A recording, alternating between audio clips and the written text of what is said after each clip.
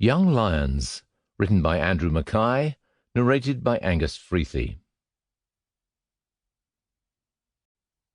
Chapter 1. "We don't have a snowball's chance in hell, sir." Witherspoon shook his head as he handed the order back to Lieutenant Colonel Hook.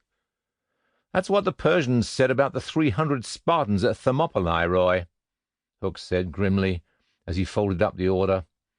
"London needs to gather enough troops to launch a counterattack to push the Nazis back into the sea. I'll sacrifice the lives of every man in this battalion to buy headquarters more time, including my own life and including yours.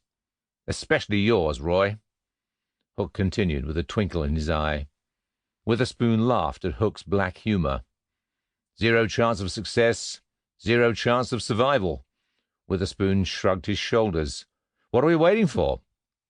He grinned as his eyes lit up like a stick of dynamite. "Strength and honour, Colonel." Witherspoon stretched out his hand. "Strength and honour, Roy." Hook smiled as he shook Witherspoon's hand. Lieutenant Colonel Richard Hook, M.C., stepped forward and gazed out over the sea of faces that made up the 3rd Battalion of the Royal Regiment of Fen Fusiliers, RIFs. "As you know, the Germans began landing on the southeast coast of England yesterday," Hook announced. "Unfortunately, we have not been able to hold them on the beaches." Murmuring broke out amongst the assembled troops and rippled through the men like a wave. "Silence in the ranks!" bellowed RSM Witherspoon. "Thank you, RSM," Hook continued. "I have further bad news. At dawn this morning, German forces landed at King's Lynn." The Riffs reacted as if they had been physically slapped across the face. "How can they be so near?" Alan Mitchell asked his best friend, Sam Roberts. "They're less than an hour away by car," Sam answered, as he felt a hot jet of urine flow down his inside leg in a torrent and form a rapidly expanding pool on the ground. As he blushed in acute shame and embarrassment, he smelt a sudden waft of ammonia drift over him, and he realized that he was not the only one to have pissed himself. "The Germans are heading south towards us here at Hereward," Hook continued. "We are the only ones who can stop them from taking Cambridge. We march north towards King's Lynn immediately." As the Riffs marched through the streets of Hereward, Sam spotted his father and mother and his elder sister Alice in the crowd. Alice thrust a flower into the upturned barrel of his rifle. "Good luck, boys. Be careful.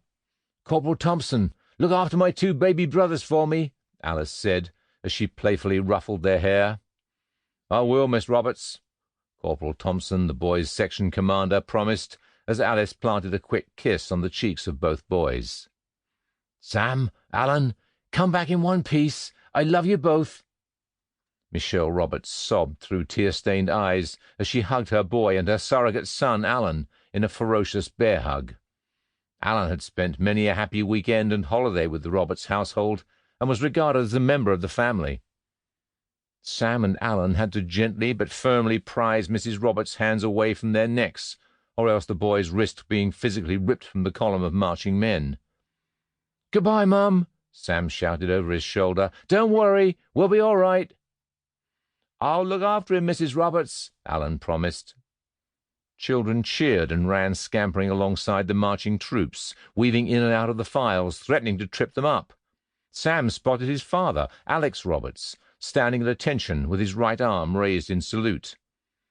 "I wish that I was coming with you, lads," he said, as he tapped his left leg with his walking stick. "I know, Dad," Sam said. Alex Roberts had suffered a leg wound whilst serving as a captain with the Riffs in the last war. "Strength and honour, Sam," Mr. Roberts said, as he shook his son's hand. Sam replied with the Fusilier motto as his father shook Alan's hand. "Strength and honour, Mr. Roberts," Alan replied. Alex Roberts' eyes welled up with tears as his youngest son marched off to war. "God bless you, lads," he croaked. "There's going to be a long slog northwards," Sam said, as the Fusiliers left the cheering crowds behind. He awkwardly pulled his soggy trouser leg away from his damp skin. Alan Mitchell and Sam Roberts were 15-year-old schoolboys at St. John's Academy, located in the medieval market town of Hereward in County Cambridgeshire. Sample complete. Ready to continue?